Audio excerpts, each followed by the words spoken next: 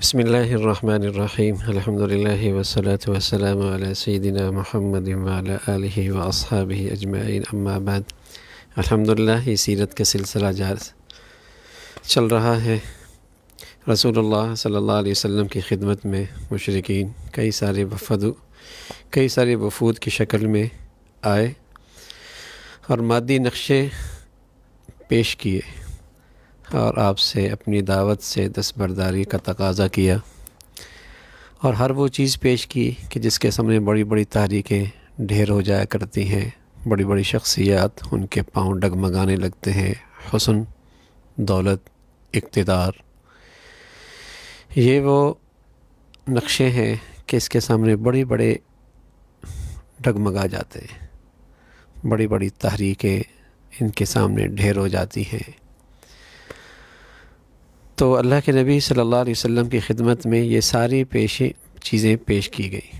اس سے اسلامی دعوت اور آپ علیہ الصلاۃ والسلام کے پیغام کی حقیقت پورے طور پہ واضح ہو گئی کہ آپ علیہ الصلاۃ والسلام کا مقصد نہ تو بادشاہت حاصل کرنا ہے، نہ سرداری لینا ہے، نہ حسن و جمال کے آپ فریفتہ ہیں، نہ آپ کو کوئی مرض لائق ہے۔ عام طور پہ یہی احتمالات ہوتے ہیں، اور اللہ رب العزت نے اپنے حکیمانہ انداز سے جو فکری طور پہ مسلمانوں کے اندر غلط فہمیاں پیدا کر سکتے تھے ان راہوں سے، کہ آپ کی تحریک کے پیچھے، آپ کی دعوت کے پیچھے یہ چیزیں پیش نظر تھیں، تو اللہ نے اپنے حکیمانہ انداز سے ان چیزوں کی جڑ کاٹ دی، کہ ایسا شبہ ہی ختم کر دیا کہ کوئی دلوں دماغ کے اندر، لوگوں کے دلوں کے اندر آپ علیہ الصلاۃ والسلام کی شان کے بارے میں اس انداز سے شبہات پیدا کرے، آپ کی دعوت اور پیغام کے بارے میں، کہ ظاہر ہے ایسا اگر کوئی شخص بادشاہی اور سرداری کا خواہش مند ہو اور اس کے قوم کے لوگ بار بار اس کے سامنے ان چیزوں کی پیشکش بھی کریں اور مساحلت کے انداز میں بار بار ان کی حاضری بھی ہو، اور اس کے مقابلے میں جواب یہ ہے کہ جو چیز تم میرے پاس لے کے آیا ہو یہ میرا مقصد نہیں ہے کہ میں تم سے تمہارے مال کا طلبگار ہوں، یا میں تم سے کوئی شرف، بادشاہت چاہوں، بلکہ اللہ نے مجھے رسول بنا کر بھیجا ہے، مجھ پر ایک کتاب نازل ہوئی ہے، اور مجھے اللہ نے حکم دیا ہے کہ میں تمہارے لیے بشیر بنوں، نذیر بنوں، میں اپنے رب کے پیغام تم تک پہنچاؤں، تمہیں نصیحت کروں۔ اب اگر تم اس چیز کو قبول کرتے ہو تو میں تمہارے جو پاس لایا ہوں تو تمہارے لیے دنیا آخرت میں بڑی خوش نصیبی ہے، اور اگر تم اس کو رد کرتے ہو، انکار کرتے ہو، تو میں اللہ کے حکم پر صبر کرتا ہوں یہاں تک کہ وہ اللہ میرے اور تمہارے درمیان کوئی فیصلہ فرما دے۔ خود رسول اللہ صلی اللہ علیہ وسلم کی معاشی زندگی بھی آپ کے قول کے بالکل مطابق تھی، جو آپ کہہ رہے تھے، معاشی زندگی بھی بالکل اسی کا نمونہ تھی، کہ آپ زبان سے تو سرداری اور بادشاہی سے لا تعلقی ظاہر کر رہے ہوں، لیکن پس پردہ آپ اس کی کوشش میں لگے ہوئی ہوں، ایسا بالکل نہیں، اس لیے کہ آپ کا کھانا بہت معمولی تھا، آپ کی معاشی حالت فقراء اور مساکین کی حالت سے بھی بہتر نہ تھی۔ امام بخاری رحمۃ اللہ علیہ فرماتے ہیں کہ عائشہ فرماتی ہے کہ نبی علیہ الصلاۃ والسلام کا جس وقت وصال ہوا، میرے پاس کھانے کے لیے کوئی چیز نہ تھی سوائے تھوڑے سے جو کے، ایک عرصے تک میں وہی استعمال کرتی رہی۔ اور امام بخاری رحمۃ اللہ علیہ نے ایک اور روایت ہے، انس سے روایت نقل فرمائی ہے کہ پیارے رسول صلی اللہ علیہ وسلم زندگی بھر دسترخوان پر آپ نے کھانا نہیں کھایا، اور آپ زندگی بھر چپاتی کی روٹی آپ نے استعمال نہیں کی، آپ کا لباس بھی انتہائی معمولی تھا، گھر میں ضروریات کی چیزیں بھی بہت مختصر تھیں، چٹائی پر آپ لیٹتے تھے جس سے آپ کے پہلو پر نشان بھی پڑ جاتے تھے، کبھی نرم بستر پر سوئے بھی نہیں۔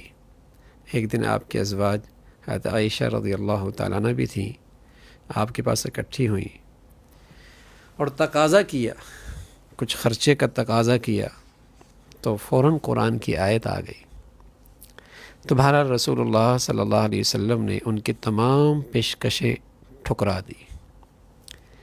اس سے ایک اور بات بھی معلوم ہوئی کہ حکمت سے کام لینا چاہیے، مساہلت سے کام لینا چاہیے، لیکن شرط یہ ہے کہ وہ شریعت کے حدود کے اندر ہوں، حدود کے اندر ہوں۔ رسول اللہ صلی اللہ علیہ وسلم نے یہاں جو طرز اختیار کیا وہ عین حکمت تھا، اس میں عین دین کی، اسلام کی مصلحت تھی، دینی دعوت کی مصلحت تھی۔ اس لیے کہ اسلامی شریعت نے جس طرح مقاصد متعین فرمائے ہیں، اسی طرح اس نے وسائل کی بھی نشاندہی کر دی کہ مقصد تک رسائی حاصل کرنے کے لیے ایسا نہیں کہ جو راہ اختیار کی جائے، بلکہ ضروری ہے کہ وہ راہ ایسی ہو جو شریعت کے حدود کے اندر ہو، شریعت کی حدود کا اس میں خیال رکھا جائے۔ آپ علیہ الصلاۃ والسلام نے ایسی حکمت عملی کو پسند نہیں فرمایا، ایسی حکمت عملی کو پسند نہیں فرمایا جس سے دین کی دعوت کو نقصان پہنچے۔ آپ علیہ الصلاۃ والسلام نے حکمت سے کام لیا اور مصلحت سے کام لیا، لیکن حکمت تبدیل نہ کرے، اسلام کے احکام کو اور ان کے اصولوں کو تبدیل نہ کرے، اور شریعت کے حدود سے تجاوز نہ ہو۔ اس لیے حکمت اسی وقت حکمت ہے جب وہ شریعت اور اس کے اصول اور اس کے اخلاقیات کے حدود کے درمیان میں ہو، ورنہ وہ حکمت نہیں ہے۔ تو رسول اللہ صلی اللہ علیہ وسلم نے ان کے وہ تمام جو ان کی خواہشات تھیں کہ آپ اپنی دعوت سے دستبردار ہو جائیں، آپ نے انکار فرمایا۔ پھر ایسا ہوا کہ آپ کا معاشی طور پہ بائیکاٹ کیا گیا۔ قریش نے یہ طے کیا کہ آپ علیہ الصلاۃ والسلام کو قتل کر دیا جائے۔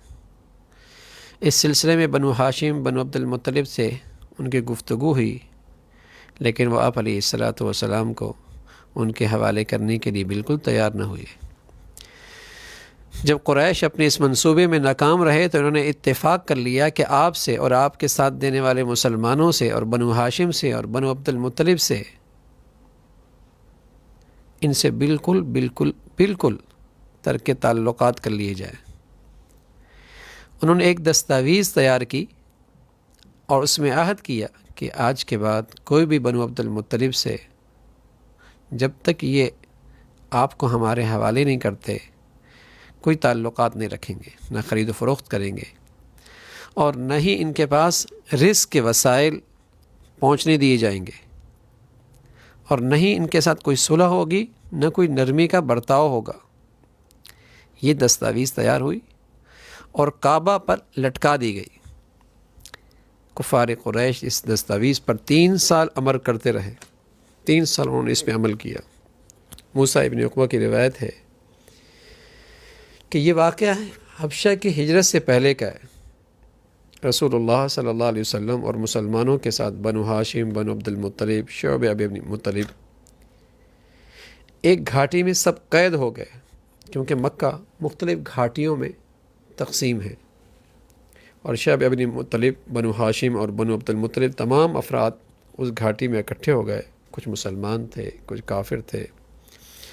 مسلمان تو دینی جذبے کے ساتھ آپ کے ساتھ اکٹھے تھے، اور کافر آپ کے ساتھ خاندانی حمیت کی وجہ سے آپ کے ساتھ تھے، لیکن ابو لہب اس نے آپ کا ساتھ نہیں دیا۔ اس موقع پہ وہ آپ کے مخالف لوگوں میں اور قریش کے ساتھ جا ملا۔ ان 3 سالوں میں نبی علیہ الصلاۃ والسلام اور مسلمانوں کو شدید پریشانی، سخت آزمائشوں کا سامنا کرنا پڑا۔ بس اوقات درخت کے پتے استعمال کرنے پڑے، درخت کے پتوں کو استعمال کرنا پڑا۔ جب 3 سال مکمل ہو گئے تو بنو قصا کے بعد لوگوں نے اس پر ایک دوسرے کو ملامت کی، اور انہوں نے معاہدہ ختم کرنے کا ارادہ کر لیا۔ ادھر اللہ کا کرنا یہ ہوا کہ جس دستاویز میں یہ معاہدہ تحریر تھا اسے دیمک لگ گئی، اور چند الفاظ ہی اس میں محفوظ رہ سکے جو صرف ذکر اللہ پہ مشتمل تھے، باقی ساری چیزیں مٹ گئی۔ رسول اللہ صلی اللہ علیہ وسلم نے اپنے چچا ابو طالب کو اس کی خبر دی تو انہوں نے دریافت کیا کیا تمہارے رب نے تمہیں اس کی خبر دی ہے؟ آپ علیہ الصلوۃ والسلام نے فرمایا ہاں، میرے اللہ نے مجھے خبر دی ہے۔ ابو طالب اپنے خاندان کے چند لوگوں کے ساتھ قریش کے پاس گئے اور ان سے مطالبہ کیا کہ وہ دستاویز لا کر دکھائیں۔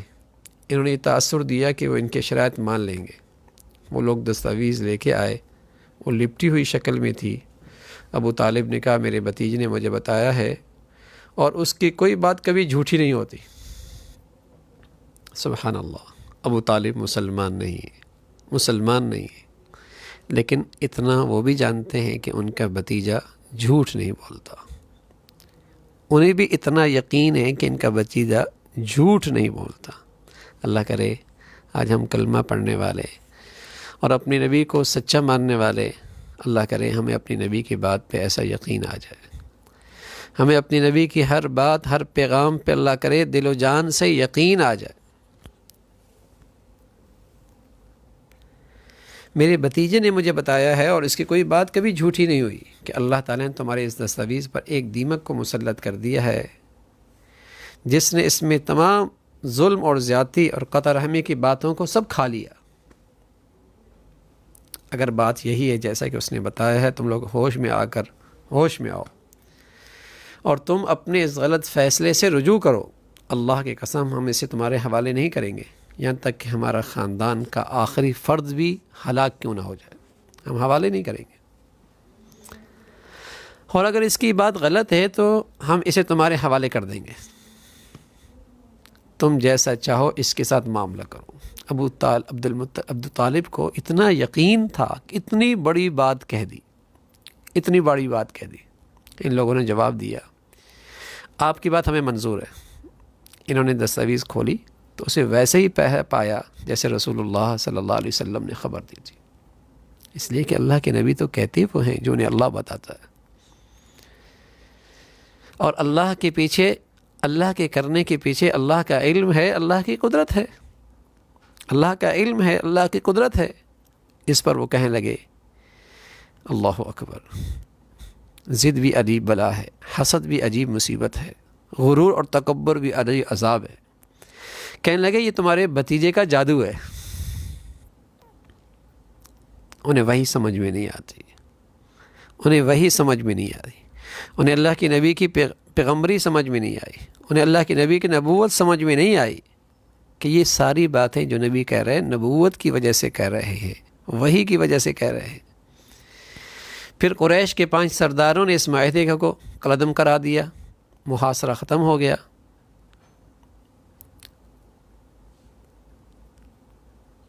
اور اس طریقے سے یہ جو بائیکاٹ کا سلسلہ تھا اپنے اختتام کو پہنچا، یہ سلسلہ ختم ہو گیا۔ اب رسول اللہ صلی اللہ علیہ وسلم آپ کی زندگی میں ایک نیا مرحلہ شروع ہوا جب آپ کے ساتھیوں پر آزمائشیں، مصیبتیں بڑھتی چلی گئیں، اور آپ نے یہ خیال کیا کہ میں اپنے ساتھیوں کا دفاع نہیں کر سکتا، تو آپ نے فرمایا اچھا تم لوگ یہاں سے نکل کر حبشہ چلے جاؤ۔ اپنے ساتھیوں کو پہلی ہجرت کی اجازت دی، اور یہ پہلی ہجرت حضرات صحابہ نے حبشہ کی طرف کی، اور اس پہلی ہجرت میں عثمان ابن عفان تھے، اور آپ کی بیوی رقیہ بنت رسول اللہ صلی اللہ علیہ وسلم تھیں، حضرت ابو حذیفہ تھے، اور ان کی بیوی تھیں حضرت زبیر ابن عوام تھے، مصعب بن عمیر تھے، عبد الرحمن بن عوف تھے، یہ حضرات تھے۔ 80 سے زائد افراد تھے جنہوں نے سب سے پہلی ہجرت حبشہ کی طرف کی۔ جب قریش نے یہ دیکھا کہ نجاشی شاہ حبشہ کے پاس عبداللہ ابن ابی ربیعہ، عمر ابن عاص جو اب تک اس وقت اسلام نہیں لائے تھے، اس امید کے ساتھ انہوں نے حبشہ کے پاس، نجاشی کے پاس بھیجا کہ وہ مسلمانوں کو وہاں رہنے کی اجازت نہ دے اور انہیں دوبارہ ہمارے حوالے کر دیں۔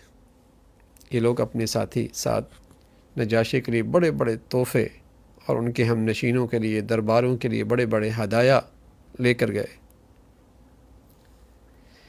انہوں نے نجاشی سے گفتگو کرنے سے پہلے درباریوں سے بات چیت کی اور ان کی خدمت میں تحفے پیش کیے۔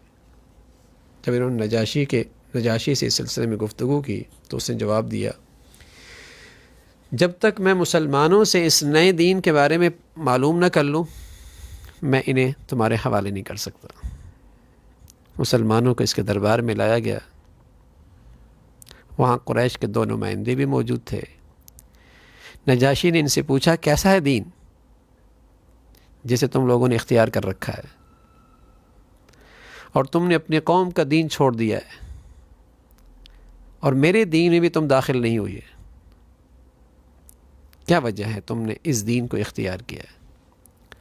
حضرت جعفر ابن ابی طالب رضی اللہ تعالیٰ عنہ نے نجاشی کو مخاطب کر کے ایک خوبصورت اور شاندار تقریر کی، اور آپ نے فرمایا، بادشاہ، ہم جاہلیت کی پڑے ہوئے ایک قوم تھے، بتوں کو پوجتے تھے، مردار کھاتے تھے، فحش کام کرتے تھے، ہمیں رشتہ داری کا کوئی لحاظ نہ تھا۔ سبحان اللہ۔ حضرت جعفر رضی اللہ تعالیٰ عنہ نے جہاں یہ تقریر کی اور نجاشی کو اسلام کی اور اللہ کے نبی کی اور سچے دین کی ایک تصویر دکھائی ہے، وہاں جاہلیت کی تصویر بھی سامنے دکھا دی کہ یہ سارے وہ کام ہیں جو جاہلیت کے ہوتے ہیں، فحش، بتوں کی پوجا، رشتہ داروں کا لحاظ نہ کرنا، ہمسایوں کے ساتھ برا معاملہ کرنا۔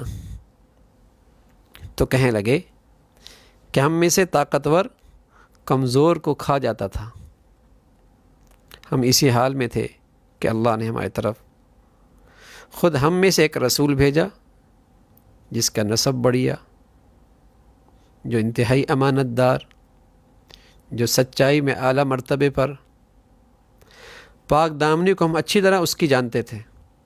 اس نے ہمیں اللہ کی طرف بلایا، ہم اس کی توحید کے قائل ہو گئے، اس کی عبادت کرنے لگے۔ ہم نے مٹی سے بنائے ان بتوں کو چھوڑ دیا جس کی ہمارے باپ دادا عبادت کیا کرتے تھے۔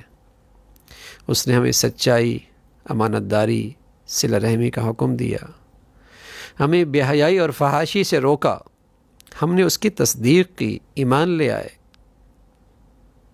جو کچھ وہ اللہ کی طرف سے لے کے آیا تھا ہم نے دل و جان سے اسے مانا، اس کی پیروی کی، تو ہم پر ہماری قوم ٹوٹ پڑی، ہمیں بڑی تکلیف دی، اور انہوں نے ہم پہ ظلم ڈھائے، وہ چاہتے تھے کہ ہم دوبارہ پھر بتوں کی طرف لوٹ آئیں۔ جب ان کا ظلم اور ہمارے لیے زندگی گزارنا مشکل ہو گیا تو ہم آپ کے ملک کی طرف نکل آئے ہیں، اور آپ کے پاس اس ظلم سے بچنے کے لیے آپ کے ملک میں ہم نے پناہ لی ہے۔ نجاشی نے ان سے کہا، ذرا مجھے وہ کلام سناؤ جو تمہارے رسول نے، تمہارا رسول اللہ کی طرف سے لے کے آیا ہے۔ تو جعفر رضی اللہ تعالیٰ عنہ نے سورہ مریم کی ابتدائی آیات کی تلاوت کی۔ اسے سن کر نجاشی کی آنکھوں سے آنسو جاری ہو گئے، یہاں تک کہ اس کی داڑھی آنسوں سے تر ہو گئی، اور اس نے کہا، یقیناً یہ وہ کلام ہے جو کچھ عیسیٰ علیہ السلام لائے تھے، دونوں ایک ہی سرچشمے سے نکلے ہیں۔ پھر اس نے قریش کے سفیروں کو مخاطب کر کے کہا، واپس جاؤ، بخدا میں ان لوگوں کو میں تمہارے سپرد نہیں کر سکتا، اور کبھی نہیں ایسا ہو سکتا۔ دوسرے روز یہ لوگ پھر نجاشی کے دربار میں واپس آئے اور اس سے کہا، اے بادشاہ، یہ لوگ عیسیٰ ابن مریم کے متعلق ایک بری بات کہتے ہیں، ذرا ان کو بلا کر ان سے اس کا سوال کریں اور پوچھیں کہ ان کے بارے میں ان کا کیا عقیدہ ہے۔ نجاشی نے مسلمانوں کو بلا بھیجا اور ان سے پوچھا۔ حضرت جعفر ابن ابی طالب نے جواب دیا، ہم ان کے بارے میں وہی بات کہتے ہیں جو ہمارے نبی نے ہمیں سکھائی، کہ وہ اللہ کے بندے ہیں، اللہ کے رسول ہیں، اور اس کی طرف سے ایک روح اور ایک کلمہ ہے جسے اللہ نے کنواری مریم پر القاء کیا تھا۔ یہ سن کر نجاشی زمین سے ایک تنکا اٹھایا اور کہا، اللہ کی قسم، جو کچھ تم نے کہا عیسیٰ ابن مریم اس تنگے کے برابر بھی زیادہ نہ تھے۔ سبحان اللہ۔ پھر اس نے قریش کے ان سفیروں کو ان کے تحفے واپس کر دیے، اور جن مسلمانوں نے اس کی پناہ حاصل کی اور ان کے آرام اور آسائش کا خیال رکھا، اس طرح قریش کا یہ سفر ناکام ہوا، نامراد ہوا، وہ مایوسی کے ساتھ واپس لوٹے۔ کچھ عرصے کے بعد مہاجرین حبشہ کو اہل مکہ کے اسلام قبول کرنے کی خبر پہنچی، تو ان میں سے کچھ لوگ واپس لوٹ آئے۔ جب وہ مکہ کے قریب پہنچے تو انہیں پتہ چلا کہ یہ خبر غلط ہے۔ اس وقت وہ لوگ کسی کی پناہ لے کر یا خفیہ طریقے سے مکہ میں داخل ہوئے۔ ان لوگوں کی تعداد 33 تھے۔ انہی میں حضرت عثمان ابن مظعون، ولید بن مغیرہ کی پناہ میں، اور حضرت ابو سلمہ ابو طالب کی پناہ میں داخل ہوئے۔ تو چند باتیں اس سے معلوم ہوئیں۔ پہلی بات تو یہ معلوم ہو کہ عقیدے کی حفاظت کے لیے وطن اور زمین جائیداد کو قربان کیا جا سکتا ہے، لیکن وطن کی خاطر، زمین کی خاطر ایمان نہیں قربان کیا جا سکتا۔ ایمان اور عقیدے کی خاطر وطن اور زمین تو قربان کی جا سکتی ہے، لیکن وطن کی خاطر، زمین کی خاطر، دنیا کے مادی کسی نقشے کی خاطر عقیدے کی قربانی نہیں دی جا سکتی، ایمان کی قربانی نہیں دی جا سکتی۔ یا مال، زمین، جائیداد، آزادی، عزت، شرافت کے حقوق کی حفاظت کا ضامن ہے، وہ کیا چیز ہے؟ وہ صرف اللہ کا دین ہے۔ یہ اللہ کا دین ہی ایک ایسی چیز ہے جس سے ہر چیز کو حفاظت ملتی ہے، اور اگر دین کا وجود ہی نہ رہا، دین ہی نہ رہا یا وہ مغلوب ہو گیا تو وطن، مال، زمین، جائیداد بھی کسی کام نہ آئے گی۔ تو اصل چیز حفاظت کی، ہر چیز کی حفاظت کی ضمانت دین سے ہے، ایمان سے ہے، ایمانی زندگی سے ہے، اور اگر اس کا وجود ہی نہ رہا تو کوئی چیز بھی محفوظ نہیں رہے گی۔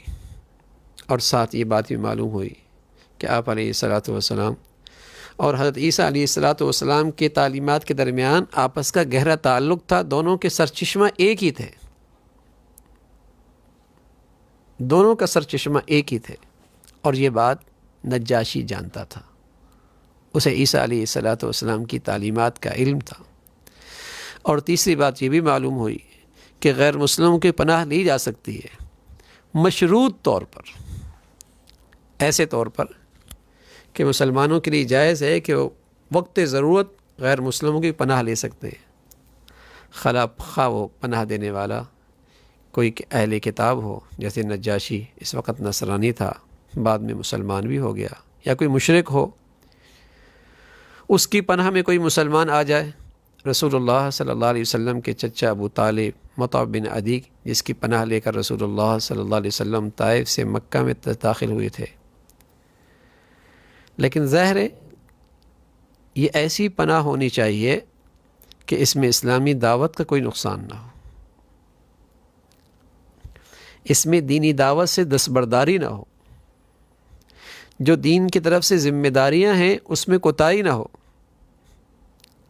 ایک موقع پہ ابو طالب نے آپ سے کہا کہ ذرا ان کی رعایت رکھیں اور ذرا ان پر اتنا بوجھ نہ ڈالیں جو میرے کندھے برداشت نہ کر سکے، میں اس بوجھ کو اٹھا نہ سکوں، اس لیے مشرکین کے معبودوں کے بارے میں کوئی ایسی بات نہ کہیں جو انہیں ناگوار گزرے۔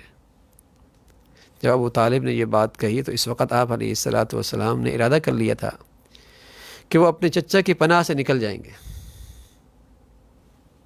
لیکن اس بات پر وہ رضامند نہیں ہوئے کہ کسی ایسی چیز پر خاموشی اختیار کر لیں جس کا بیان کرنا اور وضاحت کرنا ضروری ہو۔ تو پناہ کسی غیر مسلم کی جائز ہے، لیکن جو اللہ نے ذمہ داری دی ہے یا دین کی دعوت کا اور دینی دعوت کی جو ذمہ داری ہے اس میں کوتاہی نہ آنے پائے۔ اگر اس میں کوتاہی آ رہی ہے تو ایسی پناہ کسی کافر کے ہاں پھر اس کی اجازت نہیں ہے۔ اسی عرصے میں جبکہ نبی علیہ الصلوۃ والسلام اور آپ کے اصحاب پر مشرکین کی طرف سے بڑی تکلیفیں اور اذیتیں پہنچ رہی تھیں کہ آپ کی خدمت میں ایک وفد آیا مکہ سے باہر سے. یہ حبشہ کے کچھ لوگ تھے، اور حبشہ میں جب جعفر ابن ابی طالب مکہ واپس تشریف لا چکے تھے تو یہ وفد بعد میں آیا. ان کی تعداد 30 کے قریب تھی. یہ آئے اور حضور علیہ الصلوۃ والسلام سے ملاقات کی، اور ملاقات کے موقع پہ رسول اللہ صلی اللہ علیہ وسلم نے کچھ آیات کی تلاوت فرمائی. تلاوت انہوں نے سننی تھی کہ سارے کے سارے ایمان لے آئے. جب ابو جہل کو پتہ لگا تو اس نے ان لوگوں کے پاس آ کر انہیں سخت ملامت کی، اور اس نے ان سے کہا تم سے زیادہ احمق گروہ تو کبھی ہماری نظر سے گزرا ہی نہیں. تمہاری قوم نے تمہیں اس لیے بھیجا تھا کہ تم اس شخص کے حالات کی تحقیق کر کے آؤ اور انہیں ٹھیک ٹھیک خبر دو، مگر تم تو اس کے پاس بیٹھے ہی تھے اور اپنا دین چھوڑ بیٹھے اور ایمان لے آئے، اور اس کی باتوں کو تم دل سے ماننے لگ گئے. اس پر ان لوگوں نے جواب دیا سلام ہے بھائیو تم کو، ہم تمہارے ساتھ جہالت کی بازی نہیں کر سکتے، ہمیں ہمارے طریقے پہ چلنے دو، تم اپنے طریقے پہ چلتے رہو، ہم جان بوجھ کر اپنے آپ کو بھلائی سے محروم نہیں رکھ سکتے. اس تھوڑی سی صحبت میں اور رسول اللہ صلی اللہ علیہ وسلم کے اس کے پیغام سننے میں ان کے دلوں میں ایمان ایسا رچ بس گیا تھا کہ فوراً ابو جہل کو کھرا کھرا جواب سنا دیا. تو اس سے ایک بات معلوم ہوئی کہ اگر دعوت کے راستے میں جو مصائب آ رہے ہوتے ہیں، یہ مصائب کوئی ناکامی کی چیز نہیں ہوتی، اس کے اپنے اثرات ہوتے ہیں، اس کے اپنے نتائج ہوتے ہیں. یہاں اللہ کے نبی مکہ میں مصائب سے گزر رہے، آزمائشوں سے گزر رہے، ظلم و ستم آپ کے ساتھیوں پہ ڈھایا جا رہا، اور لوگ دور دراز علاقوں سے آ کر اسلام قبول کر رہے.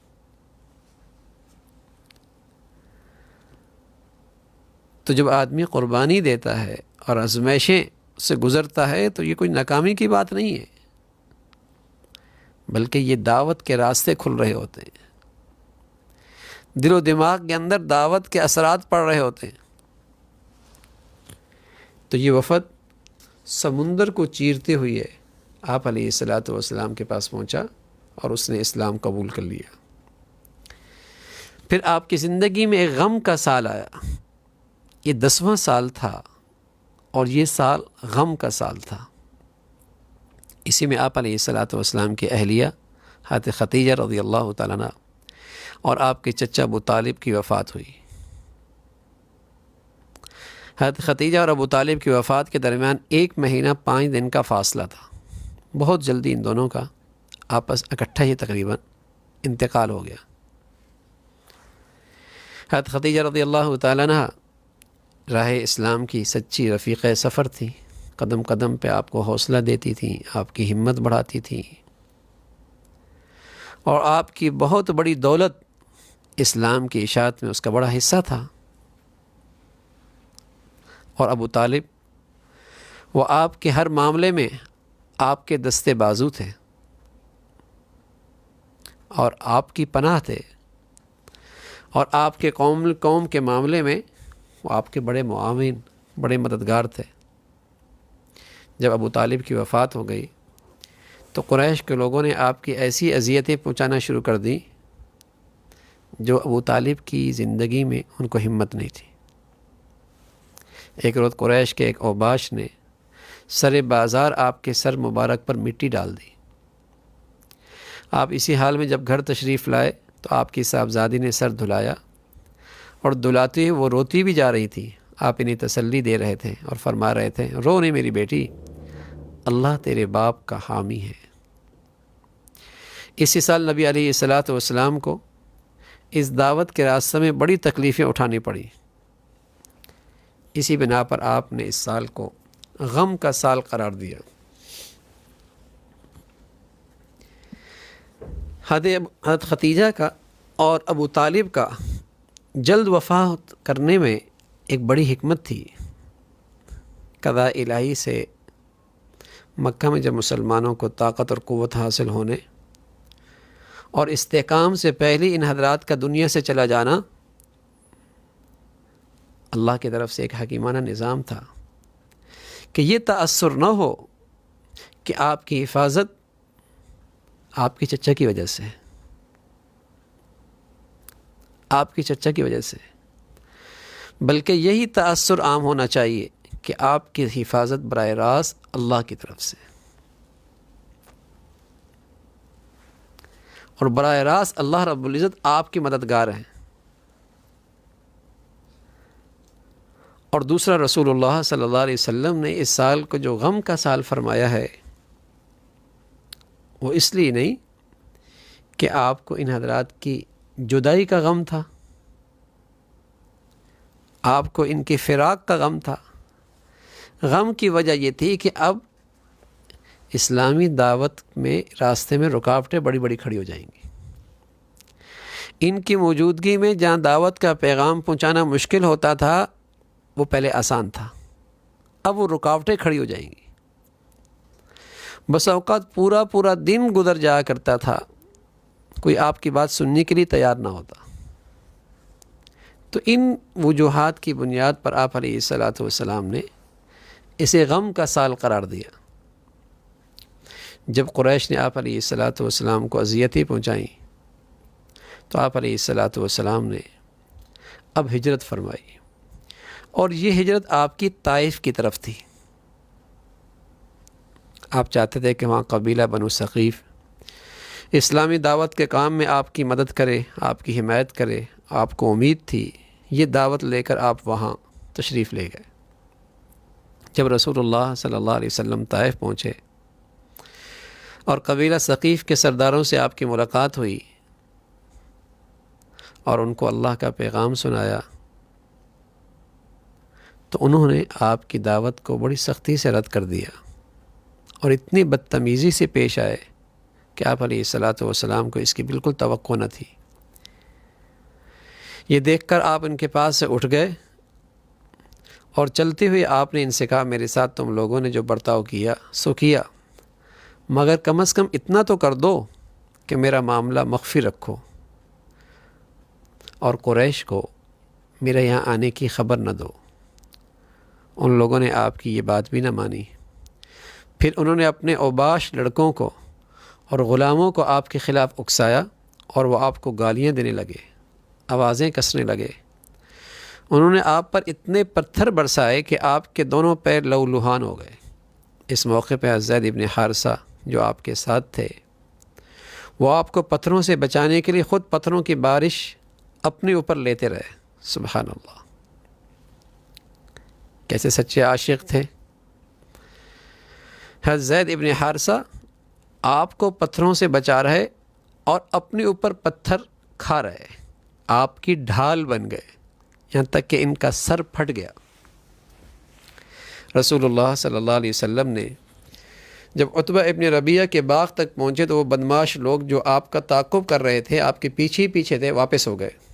آپ تھکن اور زخمیوں سے چور انگور کے ایک بیل کے سائے میں بیٹھ گئے۔ ربیعہ کے دونوں بیٹے آپ کو دیکھ رہے تھے۔ جب آپ اس سائے میں کچھ آپ کو اطمینان نصیب ہوا تو آپ نے بارگاہ الہی میں دعا کے لیے ہاتھ اٹھا دیے، خداوند میں تیری حضور اپنی بے بسی اور اپنی بے چارگی اور لوگوں کی نگاہ میں اپنی بے قدری کا شکوہ کرتا ہوں۔ اے ارحم الراحمین، تو سارے کمزوروں کا رب ہے، میرا رب بھی تو ہی ہے۔ مجھے کس کے حوالے کر رہا ہے؟ کیا کسی بیگانے کے حوالے جو مجھ سے بری انداز سے پیش آئے، یا کسی دشمن کے حوالے جس کو تو نے مجھ پر قابو پا لینے کی طاقت دے دی؟ اگر تو مجھ سے ناراض نہیں ہے تو مجھے کسی مصیبت کی پرواہ نہیں۔ اگر آپ مجھ سے ناراض نہیں ہیں تو مجھے کسی مصیبت کی پرواہ نہیں، مگر میں تیرے طرف سے عافیت مجھے نصیب ہو جائے تو اس میں میرے لیے زیادہ آسانی ہے۔ میں پناہ مانگتا ہوں تیری ذات کے اس نور کی جو اندھیرے میں اجالا کرتا ہے اور دنیا آخرت کے معاملات کو درست کرتا ہے۔ مجھے اس سے بچا لے کہ تیرا غضب مجھ پہ نازل ہو۔ یا میں تیرے عتاب کا مستحق ہو جاؤں، تیری مرضی پہ راضی رہوں یہاں تک کہ تو مجھ سے راضی ہو جائے، کوئی زور اور طاقت تیرے بغیر نہیں ہے۔ یہ منظر دیکھ کر باغ کے مالک ربیعہ کے دونوں بیٹوں کے دل میں ہمدردی کا جذبہ پیدا ہو گیا۔ اس نے اپنے ایک عیسائی غلام جس کا نام عداس تھا بلایا اور اس کے ہاتھ انگوروں کا ایک خوشہ پلیٹ میں رکھ کر آپ کے پاس بھیجا۔ یہ غلام جب انگور لے کر آپ کے سامنے اس نے رکھا تو آپ علیہ الصلاۃ والسلام تناول فرمانے لگے۔ کہا تو آپ نے بسم اللہ کہہ کر ہاتھ بڑھایا اور اسے کھایا۔ عداس غلام حیرت سے بولا، اللہ کی قسم اس علاقے کے لوگ تو یہ الفاظ نہیں کہتے جو آپ کہہ رہے ہیں، بسم اللہ کہہ کر۔ رسول اللہ صلی اللہ علیہ وسلم نے پوچھا، تم کہاں کے رہنے والے ہو، تمہارا دین کیا ہے؟ غلام سے باتیں کرنے لگے۔ اس نے کہا، میں عیسائی ہوں، نینوا کا رہنے والا ہوں۔ آپ نے فرمایا، مرد صالح یونس بن متا کی بستی کے، تمہارا یونس کی بستی کے رہنے والے ہو؟ اس نے پوچھا، آپ ان کو کیسے جانتے ہیں؟ فرمایا، وہ میرے بھائی ہیں، وہ بھی نبی تھے، میں بھی نبی ہوں۔ یہ سنتی وہ غلام آپ پر جھکا اور آپ کے سر، ہاتھوں اور قدموں کو چومنے لگا۔ پھر رسول اللہ صلی اللہ علیہ وسلم نے طائف سے واپس ہوئے اور مکہ کا رخ کیا۔ راستے میں چند روز نخلا کے مقام پر ٹھہرے۔ وہیں ایک رات آپ نے نماز میں قرآن مجید کی تلاوت فرما رہے تھے کہ جنوں کا ایک گروہ ادھر سے گزرا۔ اس نے قرآن سنا، وہ ایمان لے آئے اور واپس جا کر اپنے قوم کو اسلام کی تبلیغ شروع کر دی۔ اس کا تذکرہ قرآن میں ہے، وَإِذْ صَرَفْنَا إِلَيْكَ نَفَرًا مِنَ الْجِنِّ يَسْتَمِعُونَ الْقُرْآنَ فَلَمَّا حَضَرُوا قَالُوا أَنصِتُوا فَلَمَّا قُضِيَ وَلَّوْا إِلَىٰ قَوْمِهِم مُنذِرِينَ، کہ یہ واقعہ قابل ذکر ہے جب ہم جنوں کے ایک گروہ کو تمہاری طرف سے لے آئے تھے تاکہ وہ قرآن سنیں، اور جب وہ اس جگہ پہنچے جہاں تم قرآن پڑھ رہے تھے تو انہوں نے آپس میں کہا، خاموش ہو جاؤ۔ پھر جب وہ پڑھ چکا تو وہ خبردار کرنے لگے، اپنی قوم کی طرف پلٹے۔ اس کا تذکرہ سورہ جن کے اندر بھی موجود ہے۔ تو یہ طائف کا واقعہ ہے، لیکن اس میں ایک بات معلوم ہوئی کہ آپ علیہ الصلاۃ والسلام کو جو تکلیفیں پہنچی ہیں یہ بھی آپ کے تبلیغی اعمال کا حصہ تھی، جہاں آپ نے عبادت کا طریقہ سکھایا، جہاں آپ نے معاملات سکھائے، جہاں آپ نے اخلاق سکھائے، وہاں اللہ کے نبی صلی اللہ علیہ وسلم نے یہ بھی سکھایا کہ آزمائشوں میں صبر کیسے کرنا ہے، ابتلاء کے موقع پہ استقامت کا مظاہرہ کیسے کرنا ہے۔ تو یہ تکالیفیں یہ بھی آپ کے تبلیغی اعمال کا حصہ تھی، اور اسی کا پیغام قرآن میں ہے، یا ایھا الذین آمنوا اصبروا وصابروا ورابطوا۔ تو آپ علیہ الصلاۃ والسلام نے عملی طور پہ نماز کا طریقہ بھی سکھایا، معاملات بھی سکھائے، اخلاقیات بھی سکھائیں، اور عملی طور پہ آزمائشوں سے گزرنا بھی سکھایا، مصائب سے گزرنا بھی سکھایا، تاکہ آپ کی امت کے لیے ایک اسوہ آپ کی زندگی میں یہ بھی سامنے آ جائے کہ رسول اللہ صلی اللہ علیہ وسلم نے کس انداز سے تکلیفیں اٹھائیں۔ اور اس سے بھی معلوم ہوا کہ رسول اللہ صلی اللہ علیہ وسلم اپنے اس عمل سے اپنے اصحاب اور اپنی بعد کی امت کو اس چیز کی تعلیم دے رہے تھے کہ وہ پیش آنے والی تکلیفوں پہ صبر کریں۔ اسی طرح آپ انہیں اللہ کی راہ میں تمام مصائب پر صبر کا فن سکھا رہے تھے۔ ممکن ہے کوئی شخص کہے کہ اگر یہ بات ہے تو پھر زبان پر حرف شکوہ لانے کا کیا موقع، اس دعا کا کیا مطلب جس سے آپ کی دعوتی جدوجہد کے بے نتیجہ ہونے اور اذیت اور عذاب تکلیف سے دوچار ہونے پر آپ کی پریشانی نظر آ رہی ہے۔ اس کا جواب یہ ہے کہ یہ صرف اللہ سے شکوہ کرنا عبادت اور اس کے سامنے عاجزی کا ایک انداز ہے، اللہ کے سامنے گڑ گڑانے کا ایک انداز ہے، یہ بھی اطاعت ہے۔ تو خود رسول اللہ صلی اللہ علیہ وسلم نے اپنی عاجزی انکساری اپنی دعا میں اللہ کے سامنے پیش کی ہے۔